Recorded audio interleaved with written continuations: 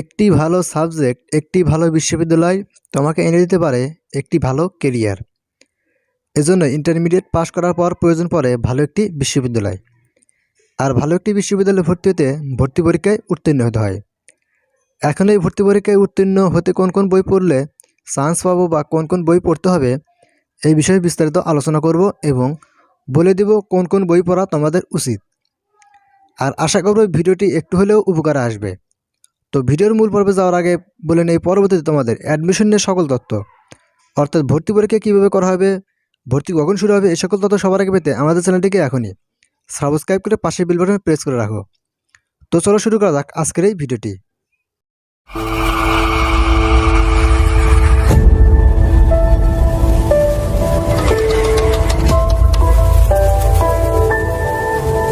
তো প্রথমেই বলে নেই, কোনো প্রয়োজন হলে আমার হোয়াটসঅ্যাপ নাম্বারে যোগাযোগ করতে পারো। নাম্বারটি তোমরা স্ক্রিনেও দেখতে পাচ্ছ এবং আমার এই ভিডিওর ডেসক্রিপশন বক্সে দিয়ে দিব।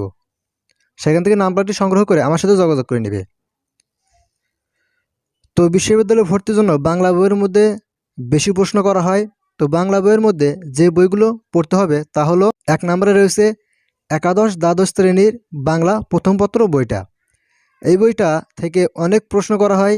আর এই বইটা সম্পর্কে কি বলবো, তোমরা সকলেই তো এই বইটা পড়েছো। তো একাদশ শ্রেণীর বাংলা প্রথম বইটা তোমরা ভালোভাবে পড়ে নিবে। তারপর 2 নম্বর যেটা রয়েছে সেটা হলো নবম দশম শ্রেণীর বাংলার দ্বিতীয় পত্র বইটা তোমরা পড়ে নিবা। এখানে অনেক কঠিন কঠিন প্রশ্ন রয়েছে এবং বাংলার দ্বিতীয় পত্র থেকে এই বইটা থেকে বেশি প্রশ্ন করা হয়। তো এই বইটা তোমাদের ভর্তি পরীক্ষায় ভালো একটা সাহায্য করবে। তারপর 3 নম্বরে রয়েছে বাংলা বিচিত্রা। এটা জয়কলি পাবলিকেশনের বই। এই বইটাও তোমরা পড়ে নিবা, তাহলে দেখবা ভালো একটা রেজাল্ট করতে পারো ভর্তি পরীক্ষায়। আর এখান থেকে অনেক প্রশ্ন কমন পাইবে, অর্থাৎ এখান থেকে অনেক ধরনের প্রশ্ন করা হয়। বইটার নাম বাংলা বিচিত্রা, এটা জয়কলি পাবলিকেশন।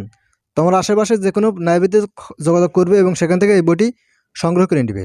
তারপর চলে আসে ইংরেজি বই। ইংরেজি বইয়ের মধ্যে যেগুলো বই তোমাকে পড়তে হবে তা হলো, 1 নম্বরে রয়েছে অ্যাপেক্স, 2 নম্বরে English for competitive exams Professor Prakashan এবং 3 নম্বরে রয়েছে ইংলিশ বিচিত্রা জয়কলি পাবলিকেশন এবং 4 নম্বরে রয়েছে একাদশ শ্রেণীর ইংরেজি প্রথম বইটা। তো এখানে 4 নং যে বইটা মানে একাদশ শ্রেণীর ইংরেজি প্রথম পত্র বইটা পড়বা। আর উপরে যে 3টি অন্যান্য পাবলিকেশনের বই রয়েছে সেই অন্যান্য পাবলিকেশনের 3টা বইয়ের মধ্যে যে কোনো একটি বই তোমরা আশেপাশে লাইব্রেরিতে খোঁজ করবা এবং সেখানে ওই 3টার ভিতরে যে একটা বই পাবা সেই বইটা তোমরা কিনে নিবা এবং সেই বইটা তোমরা ভালোভাবে স্টাডি করে নিবা। তাহলে দেখবা তোমরা ইংরেজিতে ভালো একটা রেজাল্ট করতে পারবা। তারপর চলে আসে গণিত। গণিতের ক্ষেত্রে যে বইগুলো পড়তে হবে তাই হলো, 1 নম্বরে সাইফুলস ম্যাথ অথবা জয়কলি ভার্সিটি ম্যাথ।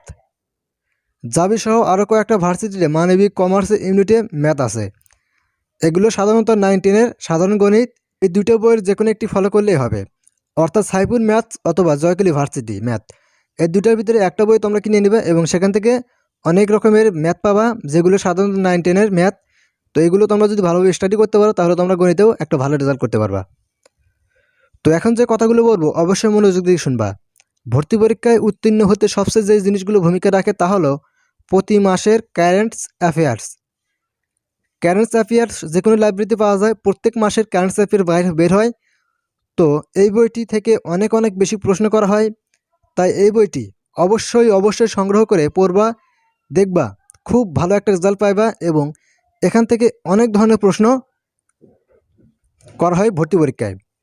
তারপর যে কাজটি করতে হবে তা হলো প্রশ্ন ব্যাংক বইটা তোমাদের সংগ্রহ করতে হবে, অর্থাৎ যে বিশ্ববিদ্যালয়ে যে ইউনিটে ভর্তি হইবা সেই ইউনিটে দেখবা প্রশ্ন ব্যাংক বই পাওয়া যায়।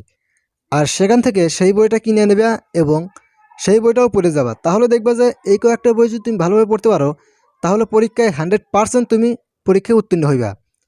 তো এই বইগুলো তুমি ভালোভাবে লক্ষ্য করে কিনে নিবা এবং ভালোভাবে পড়ে যাবা, দেখবা পরীক্ষায় ভালো একটা রেজাল্ট করবা। আশা করছি ভিডিওটি একটু হলেও উপকার আসবে। আর যদি ভিডিওটি ভালো লাগে তাহলে অবশ্যই একটা লাইক দিয়ে দিবা। আর যদি কোনো কিছু জানার প্রয়োজন হয় তাহলে হোয়াটসঅ্যাপ নাম্বারে যোগাযোগ করতে পারো। আমি আরিয়ান আজকের মতো এখানেই বিদায় নিচ্ছি। দেখা হবে নতুন কোনো ভিডিওতে। ততক্ষণ পর্যন্ত সুস্থ থাকো, ভালো থাকো। আল্লাহ হাফেজ।